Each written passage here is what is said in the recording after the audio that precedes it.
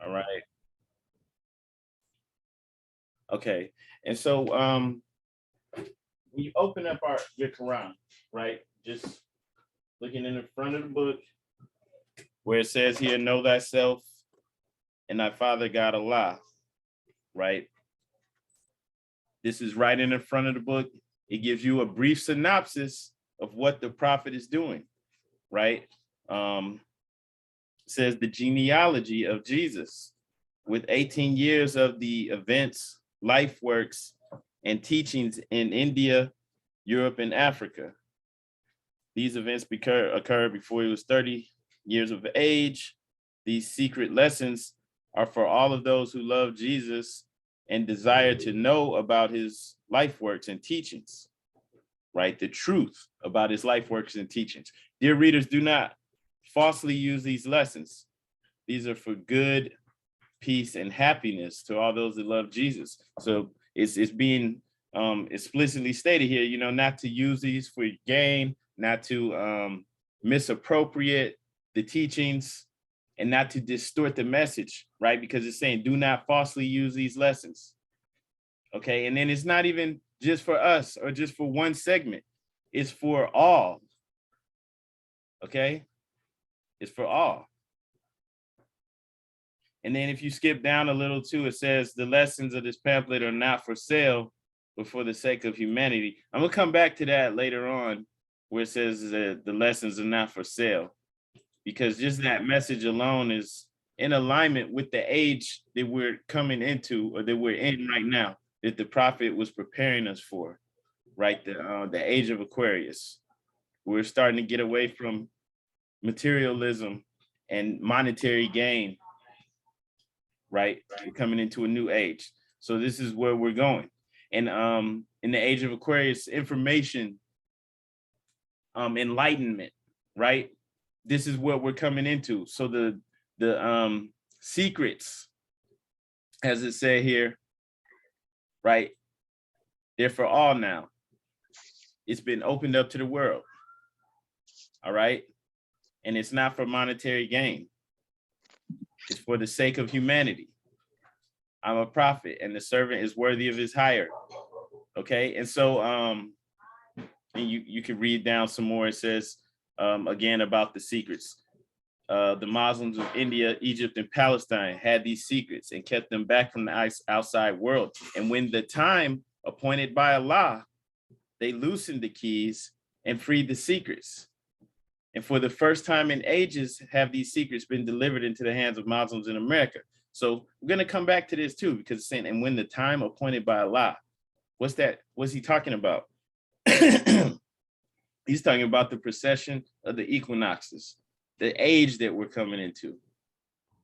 And when he was born in 1886, and he was delivering this message, right, in 1927, he was coming to prepare us for this age. So it's time for the truth to come out and for it to not be distorted anymore. And it's not for monetary gain, and it's not to be used to control people or, you know, anything of that nature, right? It's time out for that. And if anyone's trying to do that, they're not going to be able to succeed, because we're going through a new age. It's affecting the entire planet. All right. And what did the prophet come to do? So this is right in the beginning of our Quran.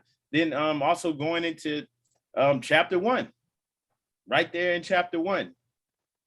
The keys are right here, right? But man himself is not the body nor the soul. He is a spirit and part of Allah. Okay, so you're reconnected to your divine nature. And not just us, man, humans all over the world. Our true nature. Islam, I see Brother Kobe, I yield the floor to you, brother. Islam. Islam grants you, I give the highest honors and praise to great God Allah and our prophet Noble Jew Ali. I want to camelback on that, just on the aspect of what we're talking about right now when it comes to the name being Moorish American and letting go, even though how simple it looks, the name of the color black, Negro color, Ethiopian, etc. That is legal. It's like legal death. That's amazing. Like you really killing yourself because it means death in 2 languages. It means death in Latin. It means death in law. So it means death in medical and it means death in law. So to someone to say like, if you got tricked to saying that this is who I am versus who I really am, it seems simple, but our people just don't catch that concept. Islam, I yield the floor. Islam, brother, Islam, and that's powerful. Is he had to set the tone, right, for everything that was to come. So I'm glad that you said that, and that's also what he's doing here too. You know, right? Like the man himself is not the body nor the soul. He is a spirit and a part of Allah. You go right down here. Man is a thought of Allah. All thoughts of Allah are infinite. They are not measured up by time for things that are concerned with time, beginning and end. Coming down a little bit more. All right.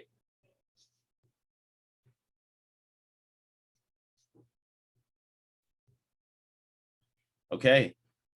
Speaking on the fall of man, how we came into this carnal world, right? And so this carnal nature soon became a foe that man must fight, that he might be the strength of Allah made manifest. So he's teaching you the truth of your nature. It's being revealed right in the beginning for a reason. Let every living thing stand still and hear. Man is the Lord of all the plane of manifest, of protoplasm, of mineral, of plant, of beast, but he gave up his birthrights just to gratify his lower self. But man will regain his lost estate, his heritage, okay? But he must do in a conflict that cannot be told in words. So this is all revealed to you in the beginning of the Quran, right? Then to pique your interest, to give you the truth, so that you're motivated now to go through the actual steps that are in here, right? As you go through the Quran, you see it says divine instructions, right, on every other page. So this now gives you interest to go through the divine instructions, to go through the steps, to unveil this spirit, man, that's in you, Allah within, right? And that's powerful. So this is the message, just to wrap it up. You know, the prophet came to help us to regain our lost estate, to help us come into our higher purpose, all right? And preparing us for the new age. I want to go to chapter 48. That's the end of time and the fulfilling of the prophecies, okay? And it's powerful because he came with this message and he was right on time. We're also going to go back to the beginning of the Quran when I was saying we're going to return to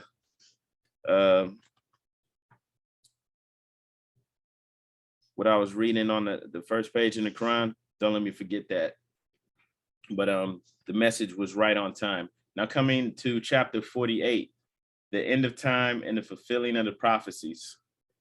All right. The last prophet in these days is Noble Drew Ali, who was prepared divinely in due time by Allah to redeem men from their sinful ways and to warn them of the great wrath which is sure to come upon the earth. Now, this says he was prepared divinely in due time by Allah. So even with him coming in 1927, and with things happening to the Moorish Science Temple of America, people splintering, people going in different directions, it would seem like it wasn't in due time, but it says that everything happened in due time, right? Divinely prepared in due time by Allah, right? We're speaking about this on 2 levels. Now, on one point, on one perspective, everything's happening in perfect alignment. We see people are coming from all directions to learn more about their nationality, their heritage. People are realizing they're Moors, and that's amazing. right? That's divine. But also, it's right in alignment with the shift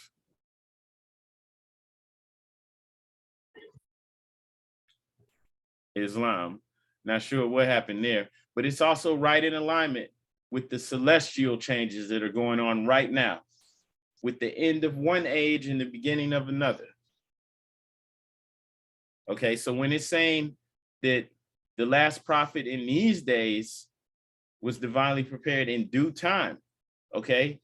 In due time means that on one hand, we have the 12-month calendar, right? There's 12 months in each year, but then we also have a great year. And when you have the great year, you have every 2,100 years, you have a new age. And they go through the 12 zodiac signs, right? And so the prophet just happened to be coming along. That wasn't an accident that he came along toward the end of the Piscean age, which we may still be going through the end of it. We're in the transition. We're coming into the age of Aquarius. So it's in due time. That's what that means. John the Baptist was the forerunner of Jesus in those days to warn and stir up the nation and prepare them to receive the divine creed, which was taught by Jesus. All right, Islam, one more. Okay, Islam. In these modern days, there came a forerunner who was divinely prepared by the great God Allah, and his name is Marcus Garvey, who did teach and warn the nations of the earth to prepare to meet the coming prophet, who was to bring the true and divine creed of Islam. And his name is Noble Drew Ali, who was prepared and sent to earth by Allah to teach the old time religion and the everlasting gospel to the sons of men, that every nation shall and must worship under their own vine and fig tree and return to their own and be one with their Father God Allah.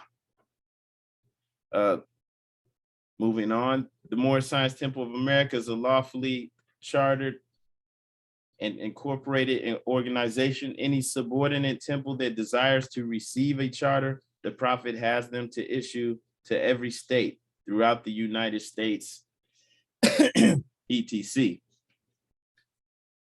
that the world may hear and know the truth, that among the descendants of Africa, there's still much wisdom to be learned in these days for the redemption of the sons of men under love, truth, peace, freedom, and justice.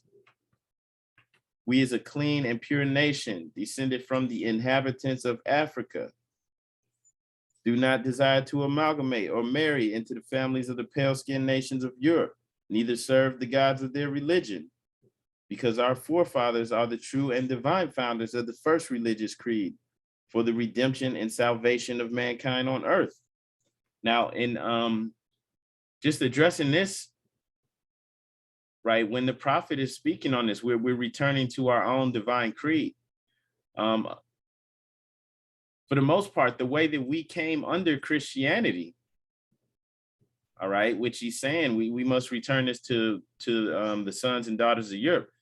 The way that we came under Christianity, for most of us for all of us was during the Piscean age.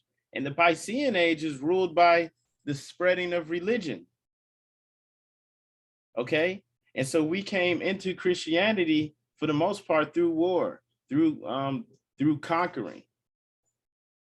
And so there's now a shift. We're coming up out of that. It's time for us to return to our own. Therefore, we are returning the church and Christianity back to the European nations as it was prepared by their forefathers for their earthly salvation, while we, the Moorish Americans, are returning to Islam, which was founded by our forefathers for our earthly and divine salvation, right? And there's, it's not beneficial for us to be under that anyway, because at this point in time, the way that it's been taught, it's a message that's been distorted. Remove the connection of spirit man, right? Even to the point where the message that Jesus brought was distorted, where Jesus said, "In ye are all gods," where he's quoting from the old scripture, right? That's not even being taught. The covenant of the great God Allah, honor thy father and thy mother, that thy days may be longer upon the earth land, which the Lord thy God Allah hath given thee. Come all ye Asiatics of America, and hear the truth about your nationality and birthrights, because you are not Negroes.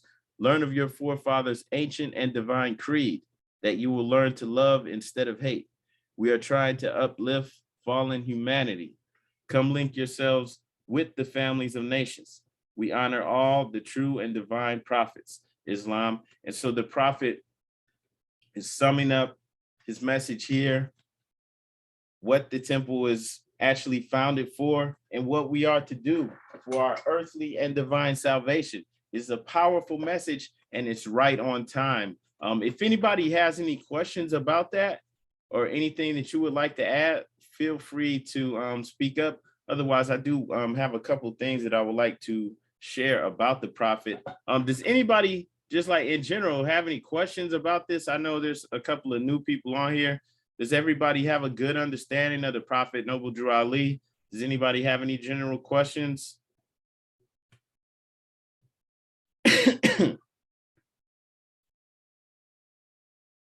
Okay. All right. So if there's no questions, let's go ahead and move on. I have some other information I'd like to speak on about the prophet and what's actually going on, why we're here, why we're even doing this. Okay. So if you see the slides up here on the screen, it's saying the prophets help prepare people for the new age, right? And then you see this on the screen, it's saying the age of Aquarius. So this is the age that we're coming into now. All right, and this information is important because it affects us all, right? Every person on earth is being affected by this. We're going through a shift right now. And if the media was going to be honest, which they're not, but if they're going to be honest or try to empower the people, they would be talking about it. It would be a big deal.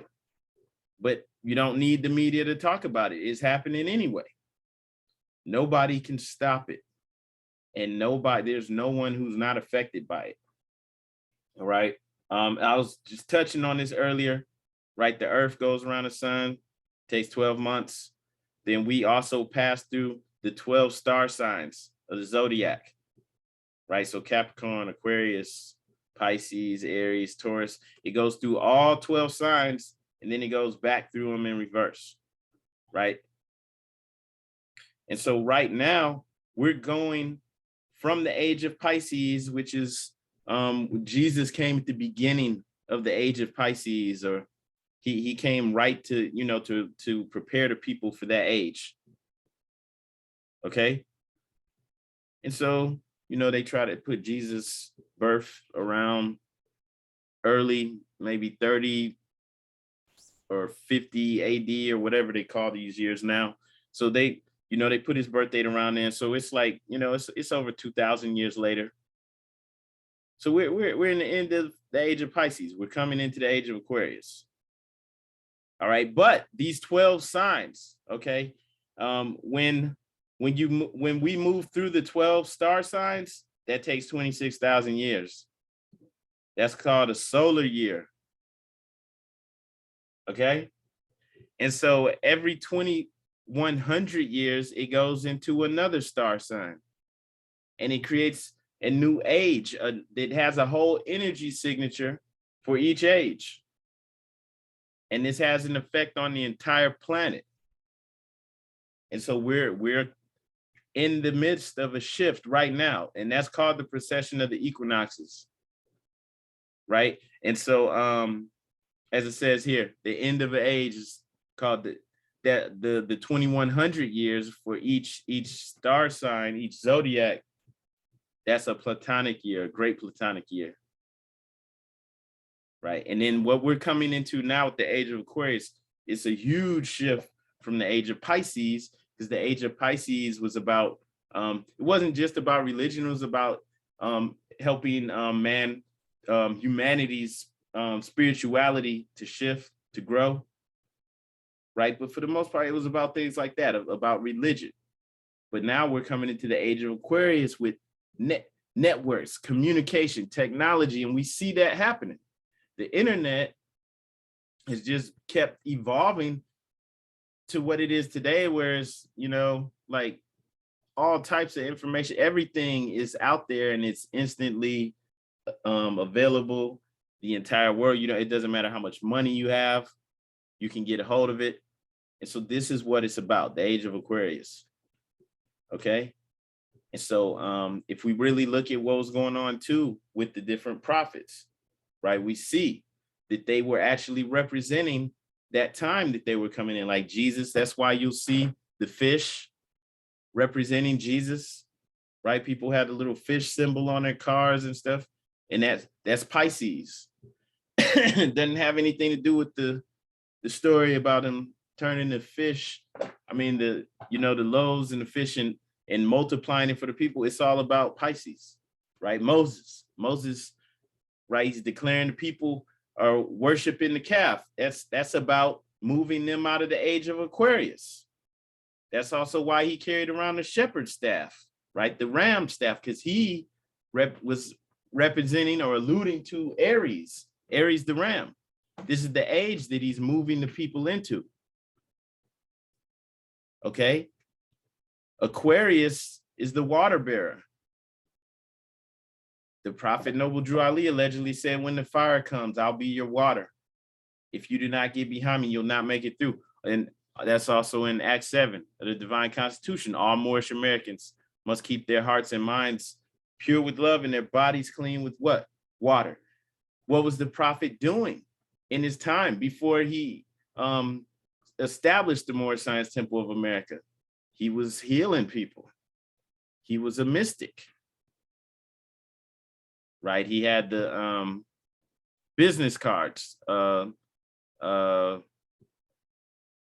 Oh man, forgot what his exact title was on the card, but yeah, Professor Drew, the Egyptian adept, but he's a mystical healer.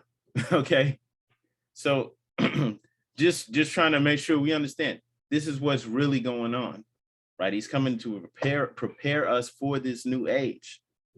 Okay, that's also why I was saying I wanted to revisit what was being spoken of in the beginning of the Quran, where he's saying these lessons of the pamphlet are not for sale, right? Because the age of Aquarius is about this information, knowledge, wisdom being shared openly, freely, right? That's what Aquarius is all about.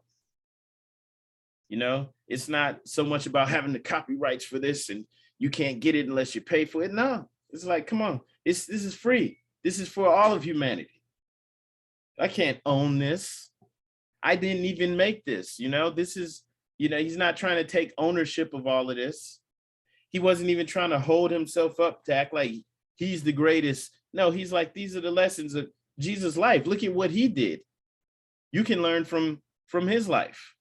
These secret lessons are lessons that have been held back from humanity. Well, now it's time for it to be coming out, right? That's right in alignment with the age that we're coming in. Also in the Bible, in Luke 22, verse 10, Jesus announced the age of Aquarius when he said, a man will meet you carrying an earthen pitcher of water.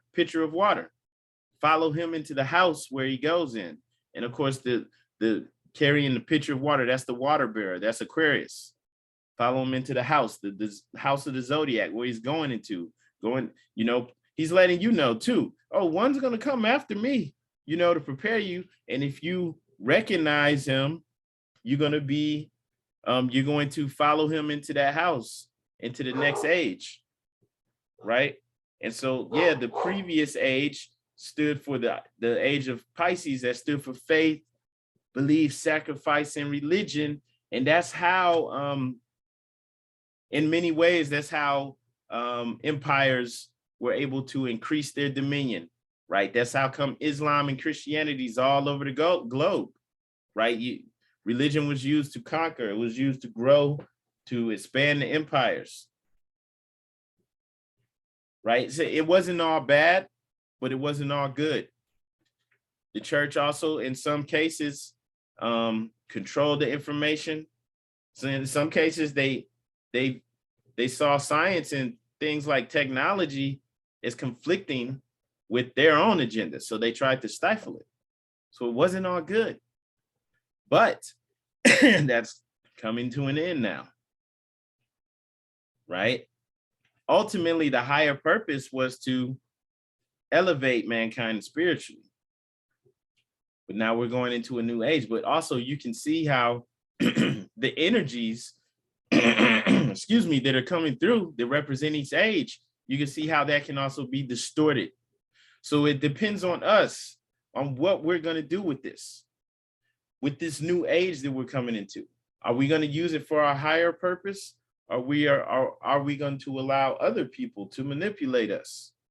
Right? And so when we look at the prophet's message, it was so pure.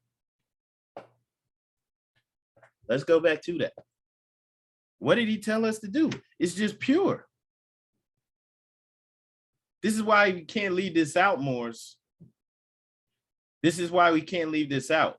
This is why it's not good enough just to get the information on the internet or in the streets or wherever. We have to follow the prophet. The message is pure. If you really are trying to get ready to be on point, to be in alignment with what's happening. So we are trying to uplift fallen humanity, right? Come and link yourself to family and nations. We honor all true and divine prophets, right? The message is clear, it's plain, and it's pure. So that's why I'm saying we have to know this. You can't leave this out. Also, one thing I just wanted to go back to, do not falsely use these lessons, right?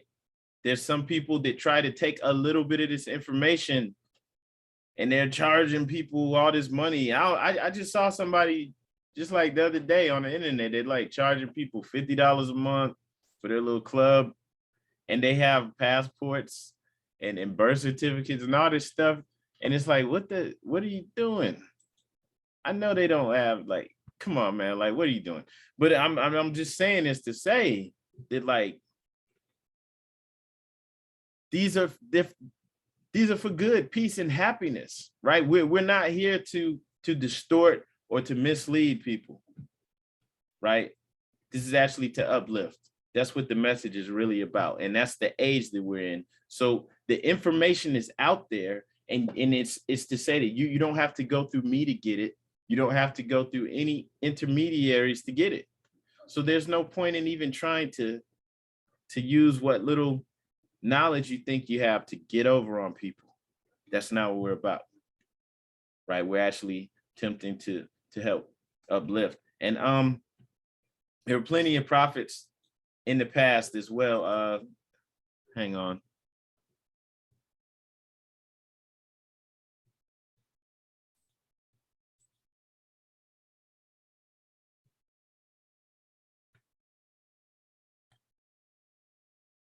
All right, so there were plenty of prophets in the past as well.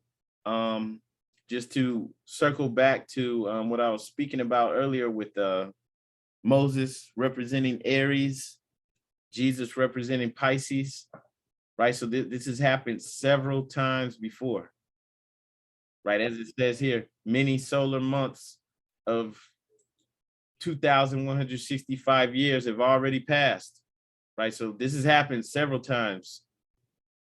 Roughly every 2,000 years, the Earth has come under the influence of a different zodiac sign and its related energies. Hang on. Each time, for the person who just joined, can you please mute your mic?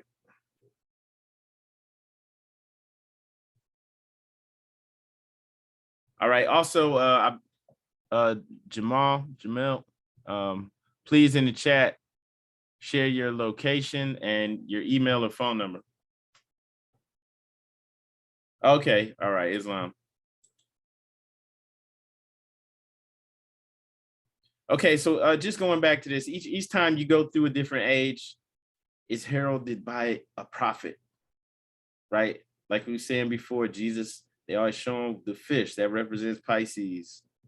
So all these ages had a son of God. Sometimes the message was distorted, or maybe all the times it's distorted, where they hold that person up on the pedestal instead of seeing the truth of their message, which is that this is something that we can all aspire to. So some of the names are listed here, like Osiris. Might have heard some of these before. Attis, Krishna, Hercules, Perseus, Rama, Buddha, Muhammad, Mithras, and Zoroaster. All right, so all of these had their message to mankind, and it was to help them to prepare them for the new age, right? To further their spiritual development. And then you have prophets like Buddha, right? He came in during the age of Aries. And Muhammad came in during the age of Pisces, right? He came in after Jesus. But they're delivering the message in the heart of their age, right? Giving them insight into the laws. All right, gratitude, brother. Also, hang on one second, Morris.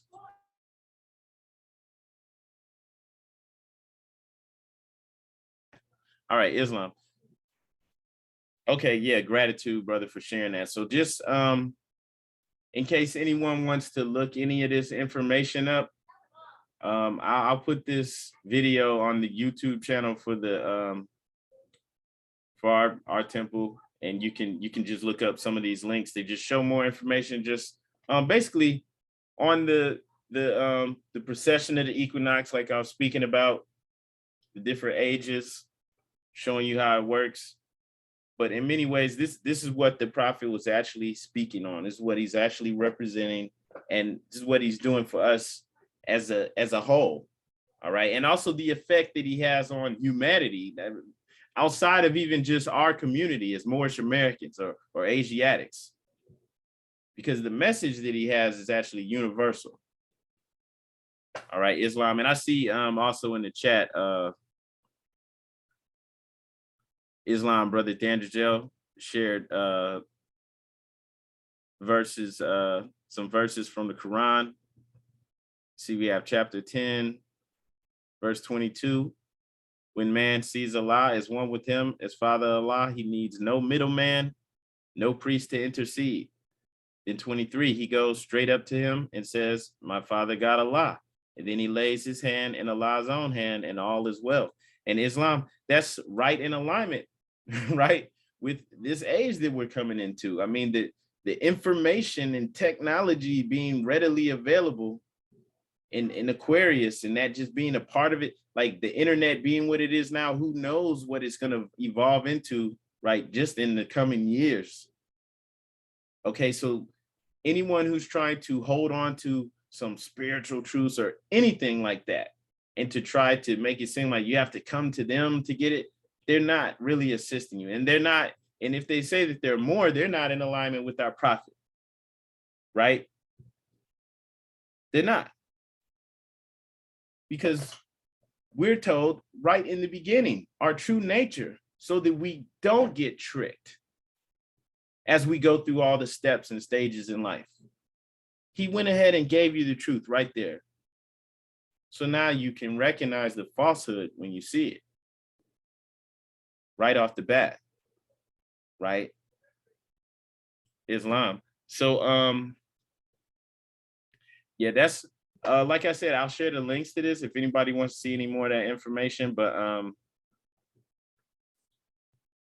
one thing I want to do, I want to go ahead and open up the floor. Does anybody have any questions or any other insight, anything you would like to share?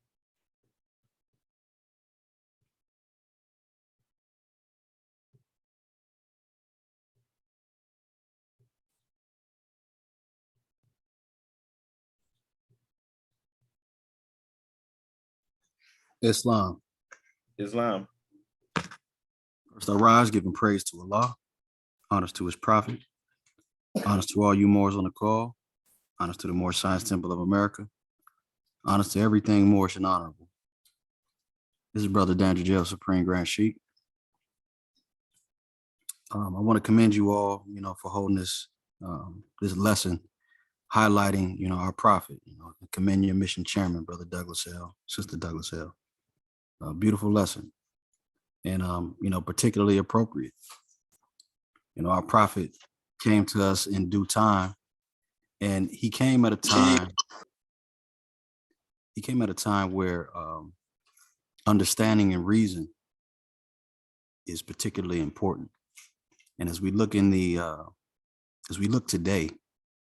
we look in the media, we look to our family, our friends, strangers, we see that people are beginning to galvanize themselves on different aisles of what they think is truth. And the whole concept of alternative truth has come about. The whole concept of alternative facts.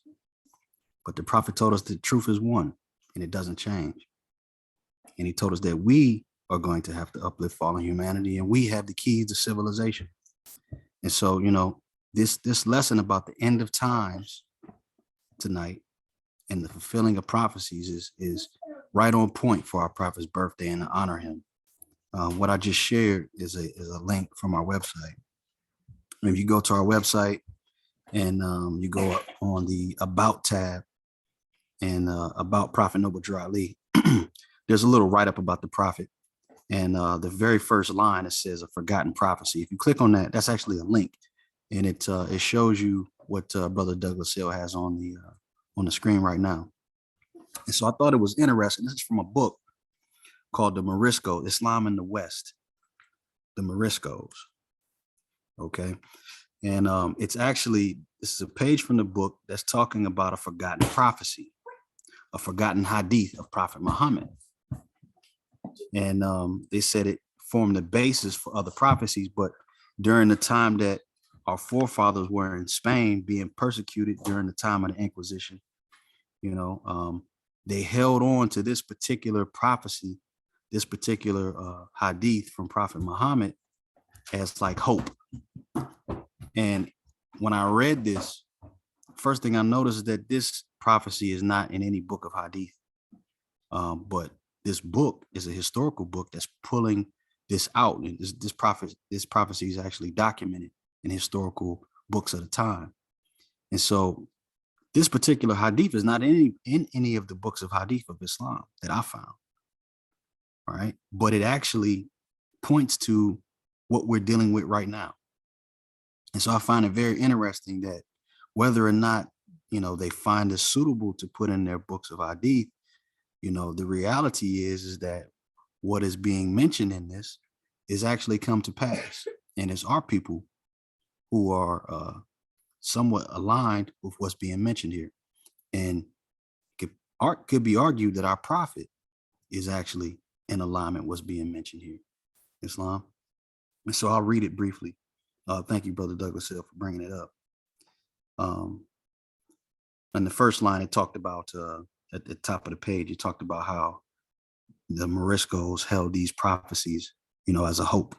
And so it says here, a third prophecy is attributed to Muhammad himself and may have formed the basis for other prophecies.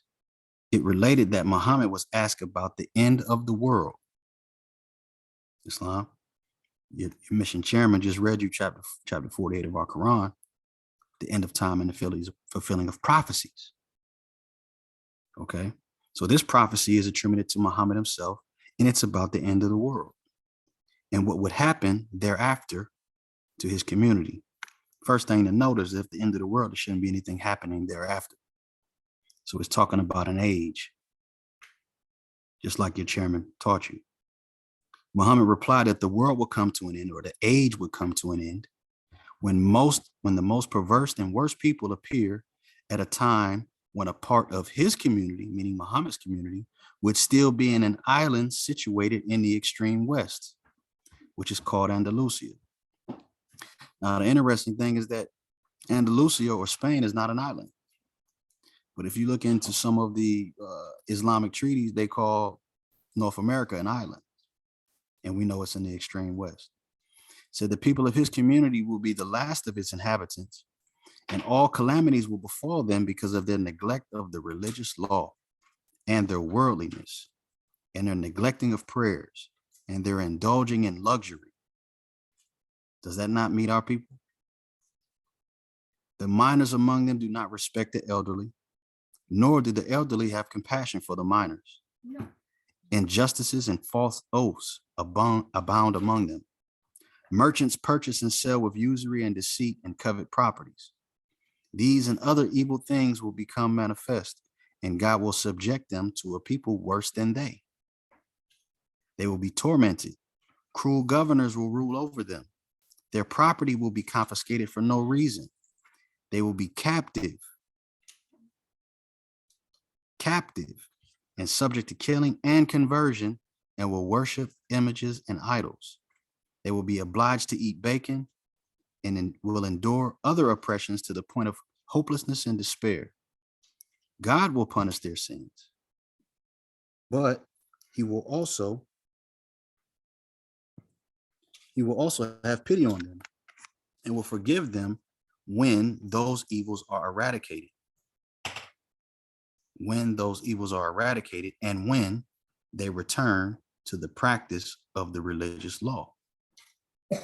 The cruelty imposed will be so intense that the angels will become vexed and will appear before the Almighty, calling his attention to their plight. It is then that God, the Avenger, will send someone to rescue them from their miserable condition. And this will take place when the new year falls on a Saturday. God will then send a sign consisting of a cloud of birds, two of which will represent the angels Gabriel and Michael. The first clouds of birds will be followed by other birds of the earth to announce the coming of the king of the east and the west, who will take Andalusia. The conflict between Islam and Christianity will end with the return to the law of the Moors. There will be much cloud in that year, scarcity of water, trees bearing extra fruits, and other signs. Islam. So as you can see here, this particular prophecy meets the conditions that our people find ourselves in. And it says that our situation got so bad that the angels went before Allah and he promised to send someone to avenge us. And it states that that person would come when the new year fell on a Saturday. So the first thing I did was see when the Prophet Noble Drew Ali was born. Did the new year fall on a Saturday? But I was looking at the Gregorian calendar. This wouldn't be the Gregorian calendar. It would be the Islamic calendar. So I looked into the Islamic calendar. And sure enough, the year that the Prophet Noble Drew Ali was born, the new year fell on a Saturday. In the year that the Prophet Noble Drew Ali was born, there was the greatest blizzard on record, which was considered much cloud. And after that blizzard, they called that blizzard kicked off what they called the big die-up of 1886 and 1887. And it was followed by droughts. And birds said that birds flew south earlier than usual, which could be a cloud of birds to other people. Islam. So I found this was particularly appropriate. And so this is on our website. And this is a little bit of a write-up about it. But, it goes right in line with the end of times and the fulfilling of prophecies. This isn't the end of the world. It's the end of the age. And Allah will forgive our sins. And our prophet told us that it was because we adopted the ideals or the gods of Europeans of whom we knew nothing. And so this is kind of played out here as well. And so I just wanted to share that with you all in support of the message that your chairman brought for our holy day, Islam. I yield the floor. Islam, brother, and gratitude, Spring Grand Sheik. Islam, gratitude for that share. So definitely the link that he was just reading from is in the chat. If you want to go and read that on your own, definitely go and check that out or save that link. We could put that in the video description in here too when we put this on YouTube. All right. And before we go into the closing of the meeting, just want to ask if anyone else has any questions or anything that you would like to share.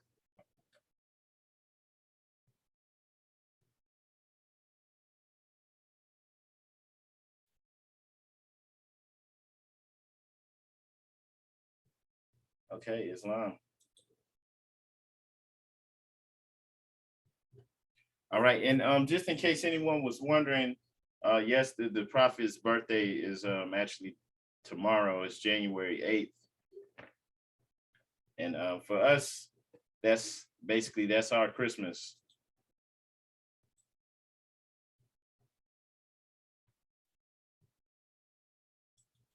All right, Islam. So I want to thank all you Moors for coming in today. Appreciate you all. Happy Holy Day, Moors. I want to announce without further ado, we're going into the closing of the meeting.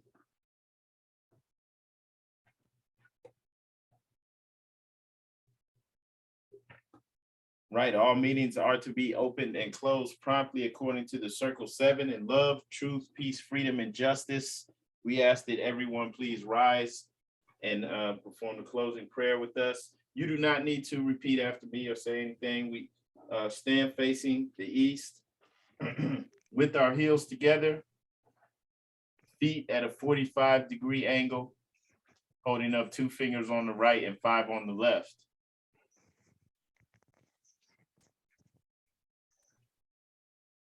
Allah, bind our hearts and minds back to our ancient forefathers, divine creed and principles. We ask this in thy holy name and the 7 Elohim. Amen. Islam, Moors. Happy Holy Day. This meeting is now adjourned. Happy Holy Day. Islam, peace and love. Happy Holy Day, Islam. Moors, happy holiday. Happy Holy Day. Islam.